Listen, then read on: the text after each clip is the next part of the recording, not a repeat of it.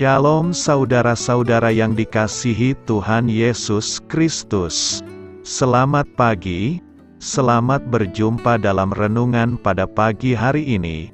Selamat beraktivitas dan selamat melayani Tuhan. Kita bersyukur karena kemurahan Tuhan. Hari ini kita boleh bangun dengan kekuatan baru.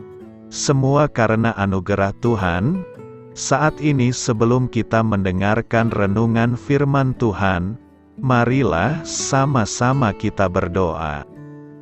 Bapa kami yang di sorga, Bapa dalam nama Tuhan Yesus Kristus, Tuhan dan Allah kami yang baik, kami bersyukur untuk berkat kemurahan-Mu, di sepanjang malam Tuhan sudah lindungi kami, dan pagi ini kami boleh ada sebagaimana kami adanya. Semua karena berkat kemurahan Tuhan. Saat ini kami mau mendengarkan sabda firman-Mu. Jamah hati kami Tuhan, berikan pengertian yang baru, untuk kami memahami firman-Mu dan taat melakukan kehendak-Mu. Dalam nama Tuhan Yesus, kami berdoa. Haleluya. Amin.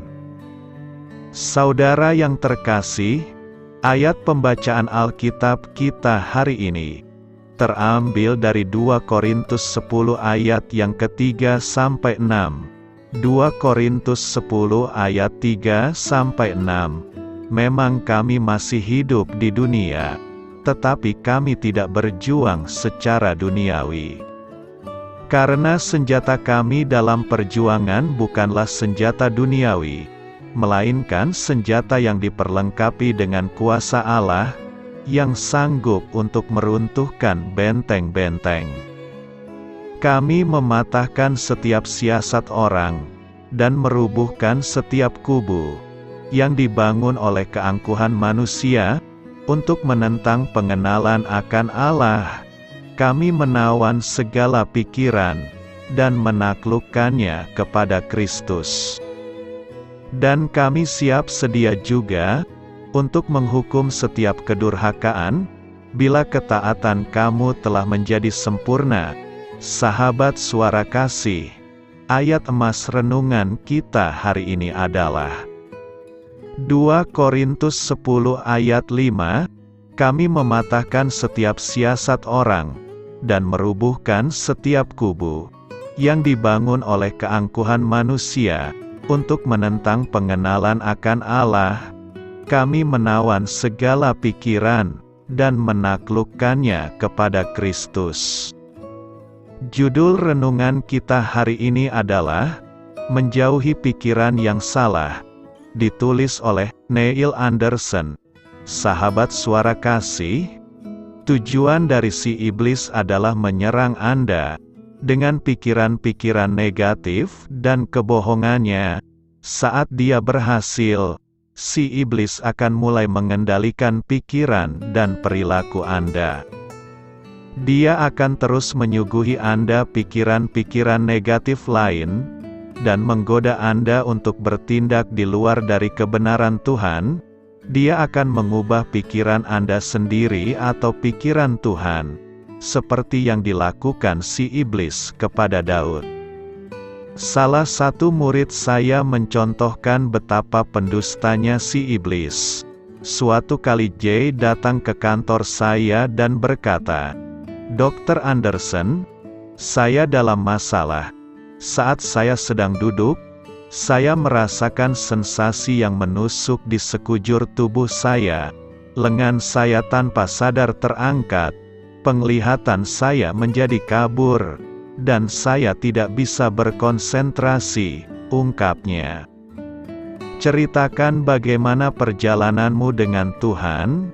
tanyaku. Jay menjelaskan pengalamannya. "Saya dekat dengan Tuhan. Saat saya pulang sekolah di siang hari, saya bertanya kepada Tuhan, kemana Dia mau saya makan siang. Jika saya mendengar pikiran saya berkata Burger King, saya akan ke sana. Saya juga bertanya apa menu yang harus saya makan. Jika di pikiran saya muncul Hopper, saya akan memesan hopper. Bagaimana dengan ibadahmu? Tanya saya. Saya pergi setiap hari Minggu kemanapun Tuhan suruh saya. Lalu selama 3 minggu terakhir, Tuhan yang berbicara di pikirannya, menyuruhnya untuk menghadiri ibadah Mormon. Jay memang punya hati yang tulus untuk melakukan perintah Tuhan, tetapi dia tidak peka dengan roh penipu. Dia tidak mencoba untuk menawan setiap pikiran itu di dalam ketaatan kepada Kristus. Hal inilah yang menjadi celah bagi si iblis untuk bekerja dalam pikirannya, sehingga dia tertipu. Sahabat Suara Kasih, sebagai orang percaya, kita perlu menyadari hal ini dengan serius. Setiap pikiran yang muncul belum tentu asalnya dari Tuhan. Pikiran itu bisa saja tampak baik, namun sebenarnya dipakai untuk membuat Anda jauh dari Tuhan. Karena itu penting untuk kita, untuk selalu membentengi diri kita dengan firman Tuhan.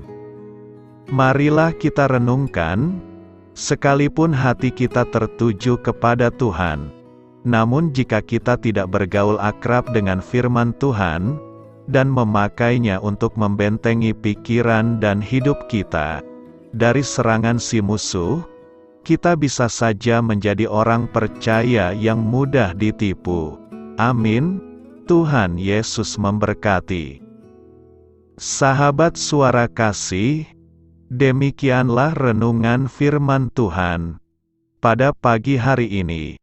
Semoga menjadi berkat bagi hidup kita, dan sebelum kita memulai segala aktivitas kita di pagi hari ini, marilah kita berdoa. Bapa kami yang di sorga, Bapa, di dalam nama Tuhan Yesus Kristus, terima kasih Bapa, karena Engkau sudah menjadi Allah bagi kami. Kami juga bersyukur Bapa, untuk pertolongan-Mu, penyertaan-Mu, dan atas berkat-Mu di dalam kehidupan kami. Kami berbahagia dan bersyukur Bapa, untuk kebaikan-Mu di pagi hari ini. Tak berkesudahan kasih setia-Mu, tak habis-habisnya rahmat-Mu, selalu baru setiap pagi. Besar kesetiaan-Mu di dalam hidup kami. Terima kasih untuk firman-Mu. Pada pagi hari ini ya Bapa, kami mau belajar dan terus belajar tentang firman-Mu. Firman-Mu yang menguatkan dan meneguhkan iman percaya kami. Firman-Mu yang mengubahkan kehidupan kami.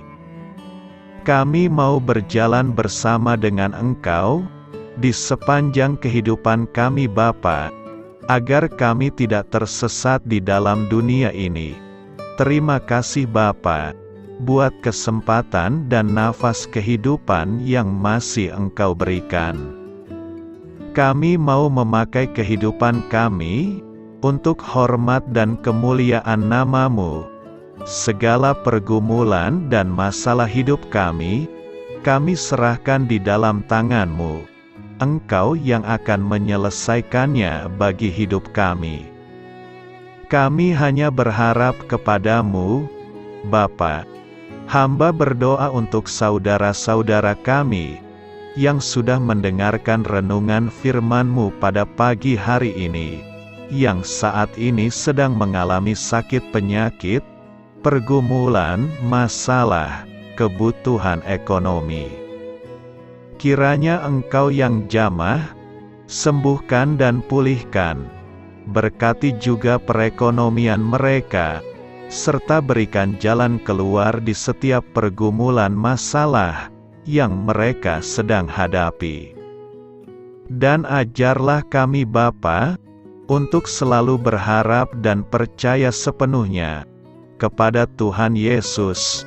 Kiranya Engkau yang terus memberkati kehidupan kami, keluarga kami, dan sanak saudara kami.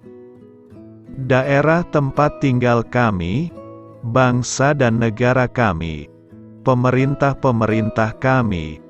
Biarlah semuanya dalam perlindungan-Mu Bapa, dan jadilah sesuai dengan kehendak-Mu yang terbaik di dalam kehidupan kami. Dan pada pagi hari ini ya Bapa, kami mau berterima kasih buat perlindungan-Mu di sepanjang malam yang telah kami lewati. Pagi hari ini, kami akan memulai aktivitas kami sebagaimana mestinya.